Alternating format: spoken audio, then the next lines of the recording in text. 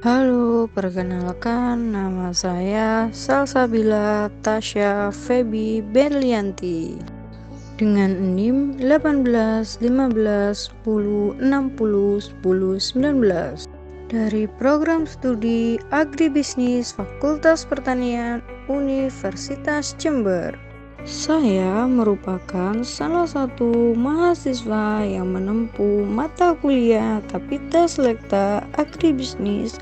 Kapita Selekta Agribisnis merupakan program wajib bagi mahasiswa program studi agribisnis yang bertujuan untuk mengenalkan segala aktivitas dalam dunia pertanian, baik dalam usaha tani dan agroindustri. Saya memilih tema pasca panen usaha tani tanaman kelor yang berada di desa saya sendiri, yaitu Kelurahan Pulau Roco, Kecamatan Prajurit Kulon, Kota Mojokerto.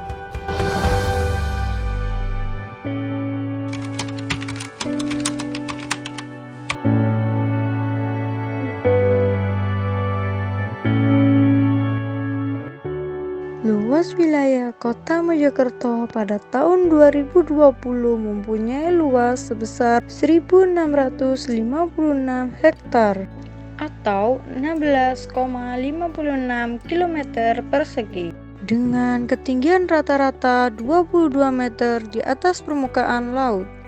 53% wilayahnya berupa lahan terbangun yang digunakan untuk perumahan, perkantoran, perdagangan, dan fasilitas umum lainnya.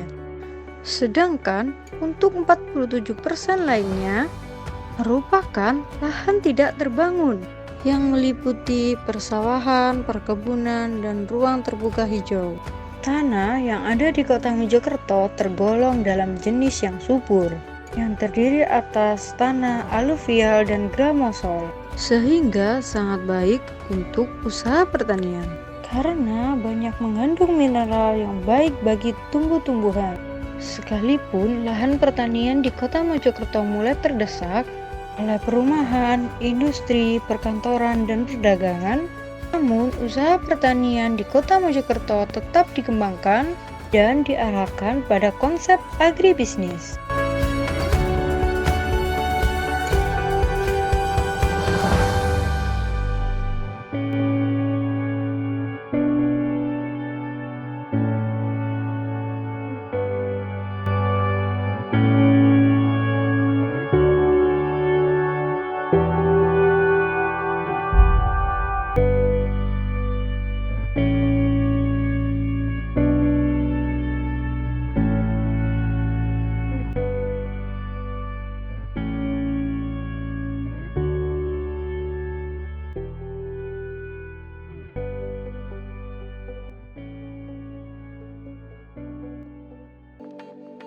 Tanaman kelor merupakan tanaman tropis yang mudah untuk dikembangbiakkan.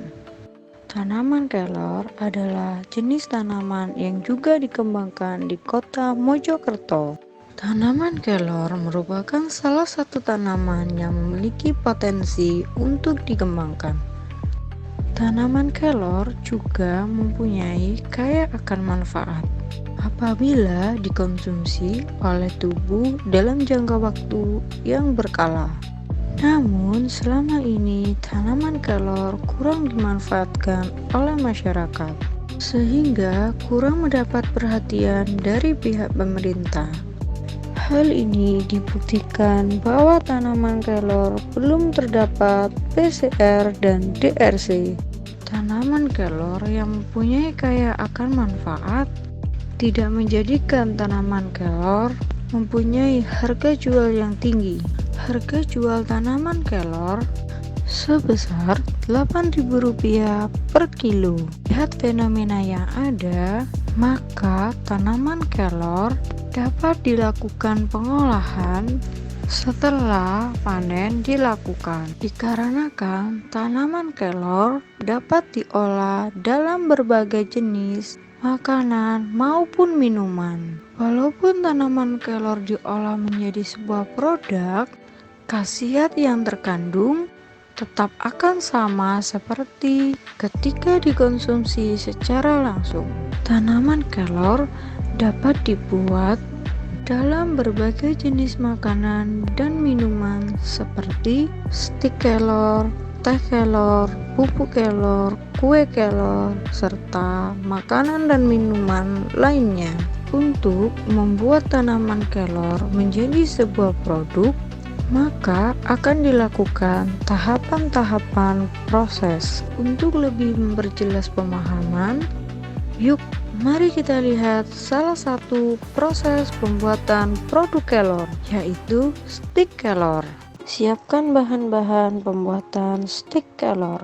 Bahan-bahan stik kelor terdiri atas tepung terigu 500 gram, tepung tapioka 125 gram, pupuk kelor 25 gram, keju cheddar parut 50 gram, margarin 100 gram, bawang putih 10 gram, dan garam 5 gram, kuning telur 2 butir, daun kelor cincang 5 gram, air es 150 cc. Cara yang pertama, campurkan tepung tapioka ke dalam tepung terigu. Kemudian tambahkan keju parut cheddar, lalu masukkan bubuk kelor. Selanjutnya aduk adonan hingga tercampur rata. Cara yang kedua yaitu masukkan bawang putih, garam ke dalam air es, lalu aduk hingga semua tercampur rata.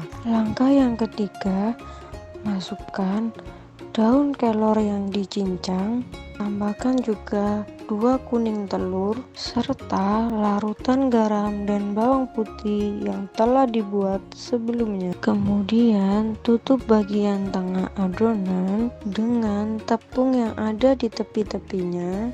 Cara yang keempat, tambahkan margarin ke dalam adonan, kemudian diaduk-aduk sampai merata. Selanjutnya, tambahkan air es secara perlahan hingga adonan menjadi kalis. Ini merupakan adonan yang sudah kalis. Cara yang kelima, adonan yang sudah jadi dipipihkan dengan menggunakan mesin. Kemudian dilakukan pemotongan. Cara yang keenam, panaskan minyak goreng. Setelah itu, masukkan adonan yang sudah dipotong, kemudian masak adonan hingga matang. Inilah stik kelor yang sudah matang. Stik kelor yang sudah siap dipasarkan akan dikemas dengan menggunakan standing pot. Ini adalah produk olahan kelor lainnya, yaitu kue kering kelor, pupuk kelor,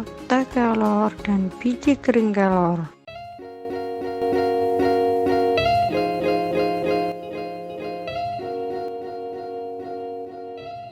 Produk kelor akan dijual dengan memanfaatkan teknologi baru, yaitu dengan pemanfaatan media sosial seperti Facebook, WhatsApp, dan terutama pada Instagram. Selain itu, pemasaran produk kelor juga menggunakan aplikasi e-commerce, yaitu Shopee. Namun, produk kelor juga dipasarkan secara offline atau secara langsung kepada masyarakat. Produk-produk kelor dipasarkan dengan harga yang terjangkau bagi semua kalangan. Untuk penjelasan masing-masing harga produk kelor, yuk kita simak penjelasan salah satu petani kelor yang telah menerapkan pengelolaan produk kelor.